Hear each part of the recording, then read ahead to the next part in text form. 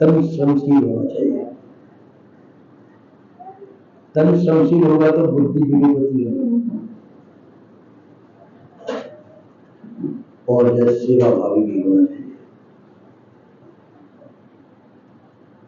तन श्रमशील, बुद्धि विवेकवती और हृदय अनुरागी होना चाहिए। हृदय में अनुराग नहीं होगा तो जैसे आप सफल नहीं हो सकेंगे। हृदय में अनुराग होना चाहिए। इन चीजों पर चर्चा सुबह की गई थी।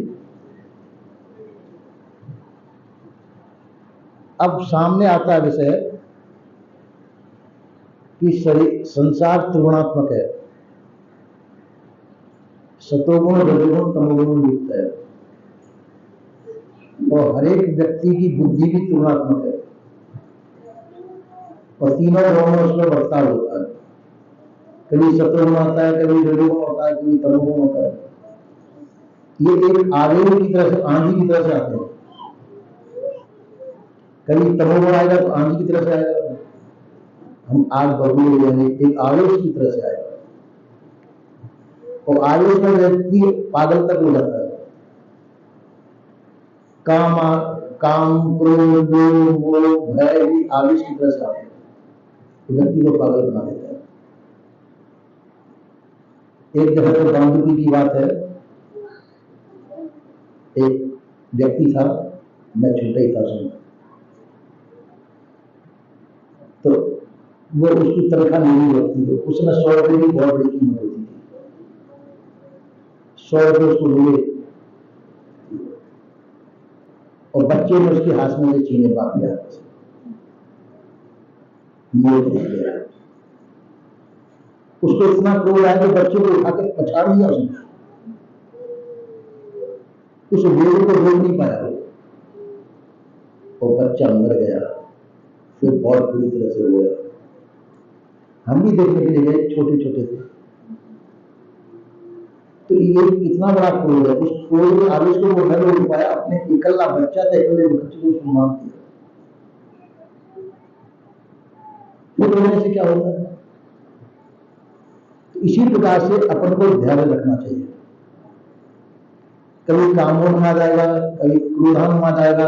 काम, क्रोध, लोभ, मोह, भय, ये उन्माद है तो हर व्यक्ति के अंदर आते हैं और विवेकशील व्यक्ति जो होता है इन पर काबू रखता है। इसलिए बुद्धि को विवेकवती बनाना चाहिए। आवेश आएंगे, सबके आएंगे पर बढ़ नहीं पाएंगे। इन पर काबू रखना चाहिए, विवेक का अंकुश रखना चाहिए इनको कि आगे न बढ़ पाए। और विवेक का ऐसे होगा सत्संग से। इसलिए सत्संग अति आवश्यक है। सत्संग उसे कहते हैं जिसमें जिस व्यक्ति के अंदर सत्य और असत्य का निर्णय होता हो, वास्तविकता की चर्चा होती है, तो उससे विवेक होता है और विवेक के द्वारा सत्य निर्णय करने की हमारे अंदर क्षमता आती है। सही क्या है, गलत क्या है, उचित क्या है, अनुचित क्या है, ये निर्णायक बुद्धि हमको सत्संग के द्वारा मिलती है। सत्संग के द्वारा विवेक बनता है, विवेक से हमको निर्णायक बुद्धि की प्राप्ति होती है। तो समाज में रहे तो समाज के अनुसार चलने की आवश्यकता नहीं होती। समाज में तो सभी तरह के व्यक्ति है, कोई कैसे, कोई विरोधी है, कोई विरोधी है, कोई कोई है, अलग अलग जैसे जैसे आवेश में लोग हैं वैसे वैसे आवेश आपको बताएंगे, वैसे सलाह भी देंगे। उनसे आप सलाह पूछेंगे तो वो अपने जिस आवेश बुद्धि में वो है उस आवेश बुद्धि से सलाह देंगे, वो तुम्हारे काम में है। इसलिए अपनी बुद्धि को विवेकवती बनाना चाहिए। विवेकवती बुद्धि मतलब निर्णायक बुद्धि बनानी चाहिए। उस निर्णायक बुद्धि के द्वारा दूसरा सलाह देगा, सही देगा कि गलत देगा, ये आपको पहचानने की शक्ति होगी और फिर दूसरे की सलाह लेने की आवश्यकता भी नहीं पड़ेगी। यदि अपने पास विवेक जागृत है तो जो कि अपने विवेक से हम स्वयं सलाह ले सकते हैं, दूसरे की सलाह की आवश्यकता नहीं है। फिर निर्णायक बुद्धि मौलिक है उसके पास, दूसरा तो अपनी बुद्धि से सलाह देगा, और जिसके पास निर्णायक बुद्धि है, विवेक बुद्धि है, उसको किसी की सलाह की आवश्यकता नहीं पड़ती। इसलिए विवेकवान होना चाहिए। आपने बीरबल के किस्से सुने होंगे। बीरबल विवेकवान व्यक्ति था। अपनी विवेकवती बुद्धि के द्वारा सबको चकित कर देता था। जिस गांव के अंदर विवेकवान पुरुष रहता हो वो गांव सुंदर होता है। जिस पुस्तक के अंदर विवेक का प्रकाश हो वह सदग्रंथ कहलाती है। इसलिए जो है विवेक का प्रकाश सर्वत्र है। जहां विवेक जिसके अंदर होता है वो आदरणीय पुरुष होता है। विवेकवान पुरुष आदरणीय होता है। विदुर जी जो थे महाभारत में वो विवेकवान पुरुष थे, उनका आदर था। विवेक कृष्ण के अंदर भी था पर उस विवेक का वो दुरुपयोग करते थे। तो हमको विवेक का दुरुपयोग नहीं करना चाहिए। विवेक ये नहीं कहता कि आप दुरुपयोग करें, विवेक का हम आदर करें। विवेक के प्रकाश में हमारे पास जो भी कुछ है उसका सदुपयोग करें। आपके पास क्या संसार की वस्तुएं हैं? संसार की वस्तुएं शरीर संसार का ही है। अपने पास जो साधन सामग्री है जो सब संसार की है, तो व्यक्ति उसका दुरुपयोग करता है, उपभोग करता है या सदुपयोग करता है। हम अपने विवेक के प्रकाश में जो हमारे पास है उसका हम सदुपयोग करें, क्योंकि जो हमारे पास में वो हमारी निजी वस्तु नहीं है, वो समाज की वस्तु है। तो समाज की वस्तु है तो समाज की वस्तु का दुरुपयोग करने का हमारा अधिकार नहीं है। ठीक है, आवश्यकता पड़े तो उपभोग तो कर सकते हैं पर दुरुपयोग नहीं करना चाहिए उसका। आप उसका सदुपयोग कीजिए। सदुपयोग का मतलब है अपने भी हित में हो और समाज के हित में भी हो, तो समाज की वस्तु हो। अपने पास जो चीज है उसका व्यक्तिगत अधिकार नहीं रखना चाहिए। समाज का हित हो, अपना भी हित हो, सबका हित हो, वैसा कार्य अपन को करना चाहिए। तो उससे हमारी सद्बुद्धि बनेगी, सद्विचार बनेंगे और अपने जो विवेक के द्वारा ये निर्णय भी करना चाहिए कि हमको किस दिशा में कैसे चलना चाहिए। विवेकवान पुरुष निर्णय लेने में देर नहीं करता है। विवेकवान पुरुष तुरंत निर्णय ले सकता है, ये सही है कि गलत है, तो निर्णायक बुद्धि उसकी है। और जिनके पास निर्णायक बुद्धि नहीं होती है वो निर्णय कभी नहीं ले पाते, और निर्णय लेते तो उल्टा सीधा गलत सलत ले लेते। इसलिए हमको अपनी बुद्धि विवेकवती बनानी चाहिए। और विवेक के कभी भी कोई उलझन आती हो, आप शांत होकर बैठ जाइए और अपने आप से पूछिए मुझे क्या करना चाहिए। जल्दबाजी ना करें, अपने आप से पूछो कि अब मुझे इस परिस्थिति में क्या करना चाहिए। आपके अंदर से ही स्वयं निर्णय आ जाएगा कि ये करो। एक दफा में नहीं आएगा, दो दफा में नहीं आएगा, तीन दफा नहीं आएगा, पर अभ्यास हो जाना चाहिए, क्योंकि हम विवेक का अनादर करते चले आए। अभी तक हम अपने विवेक की बात को नहीं मानते चले आए, विवेक का अनादर करते चला, इसलिए विवेक सोया हुआ पड़ा है। तो सोए हुए विवेक को जागृत करें कि अनादर कैसे करते हैं। मैंने कई लोगों दृष्टांतों के द्वारा समझाया भी होगा। जैसे किसी ने तुम्हारे पास में 10 लाख रुपया रख दिया हो, भाई मेरे को जरूरत है, जब मेरे को दे देना, तुमने आश्वासन भी दे दिया। अब उसको आपने अपने काम में लगा दिया पैसे को, और उसने मांगा भाई मुझे जरूरत है पैसा दे दो, तो आपने कहा कि कब दिए थे तेरे पैसे? झूठ बोलता है, उसको झूठा भी सिद्ध कर दिया। किसके सामने दिए थे? ठीक है, उसके सामने तो नहीं दिए, पर दिए तो थे, ये तो अपन जानते ही है। तो उस समय हम अपने विवेक का दुरुपयोग कर रहे हैं, विवेक का अनादर कर रहे हैं, दुरुपयोग कर रहे हैं, अनादर कर रहे हैं, विवेक का आदर नहीं कर रहे। विवेक का आदर यह है कि उसको स्वीकार कीजिए, हाँ भाई तेरा पैसा दिया हुआ था, हम उसको दे देंगे तेरे को। जब पैसा जिसमें लगाया वो वस्तु उसको सौंप दो, इसमें तुम्हारा पैसा लग चुका, पैसा तो मेरे पास नहीं है, ये इसमें पैसा लगा, ये मैं तुमको सौंपा। तो विवेक का आदर हो गया वो। इसलिए हमको विवेक का आदर करना चाहिए और वस्तुओं का सदुपयोग करना चाहिए। विवेक का आदर करें और वस्तुओं का सदुपयोग करें, दुरुपयोग न करें।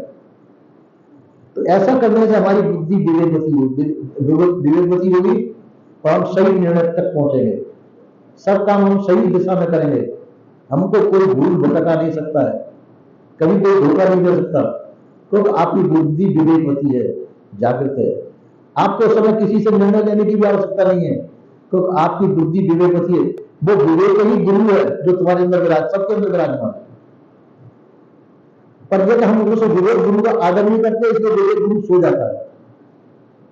फिर कभी जरूरत पड़ती है तो हमारी स्वार्थ बुद्धि से निर्णय लेते हैं, विवेक से निर्णय नहीं लेते। हम बुद्धि से, तो बुद्धि के अंदर अच्छे और बुरे दोनों प्रकार के संस्कार हैं। तो कभी अच्छा निर्णय आएगा, कभी बुरा निर्णय आएगा, तो सही निर्णय नहीं हो पाएगा। और विवेक हमारा सोया होता है, तो विवेक का हमने आदर किया नहीं। इसलिए प्रयास करके अपने विवेक को जागृत रखना चाहिए। कभी ऐसा मालूम पड़ता है कि तुम्हारा विवेक, तुम्हारे मालूम पड़ा है कि हमारा विवेक हमारे हानि पहुंचा रहा है, और वो हानि नहीं पहुंचा रहा है, वो लाभ पहुंचा रहा है, पर तुमको दिखाई नहीं दे रहा है। विवेक का आदर करते हुए उसका निर्णय मानना चाहिए। उसके द्वारा हानि भी होगी, वो हानि भी लाभदायक है, वो हानि भी लाभदायक है। जैसे थोड़ी देर के लिए आप रास्ते में जा रहे हैं और रास्ते में आपको कोई सूटकेस मिल जाए जिसमें सोने के सिक्के भरे हुए, आपने देखा, आप खुश हो गए। अब आप अपने विवेक से पूछेंगे, विवेक ये कहेगा तुम्हारी चीज नहीं है, ये तुम्हारी चीज नहीं है, तुम्हारी चीज नहीं तो दूसरी वस्तु तुम क्यों ले रहे हो? उस विवेक की बात को आप मानेंगे? अरे सोने के सिक्कों से सूटकेस भरा हुआ है और पॉकेट में मिला हुआ है, तो उसको विवेक की बात को मानेंगे? नहीं मानेंगे। उस समय विवेक को अनादर कर देंगे, विवेक को अनादर कर देंगे, बुद्धि की बात मानेंगे। बुद्धि कह रही कि क्या बेवकूफ बंदा है, इतने माल को क्यों खोलता है? देखो रास्ते में उस माल को लेकर चल दिया, चोर मिल गए तो चोर क्या हल करेंगे? चोर में तुमको मारेंगे, पीटेंगे, कूटेंगे और उस धन को भी छीन लेंगे। अब आप तो उसको अपना मान लोगे जब आपकी वस्तु नहीं थी। अब विवेक हमारे कहता है जो अपनी वस्तु नहीं उसको हम अपनी मान लेते हैं। इसी प्रकार से संसार को हम अपना मान लेते हैं, यही धोखा खा जाते हैं। पहला क्या धोखा है कि शरीर को हम अपना, ठीक है शरीर को अपना मान लो जब तक तो ठीक है, चलो आपके संस्कार से बनाया, पर शरीर के संबंध में हम संसार को अपना मान लेते हैं। अपने शरीर को अपना माना, शरीर के संबंधों को अपना माना, तो उनके दुख सुख में भी हम शामिल हुए। मान लो उनके दुख सुख में शामिल, थोड़ी देर के लिए मान लो उसके घर में कोई दुख होगा, अब वो रो रहा है, अब उसके साथ में बैठ के आप भी रोने लग गए, तो उसका दुख था कि तुम्हारा दुख है? दुख तो उसका, पर रोने आप क्यों रो रहे? तो ये वो इसी प्रकार से एक दृष्टांत देता हूं।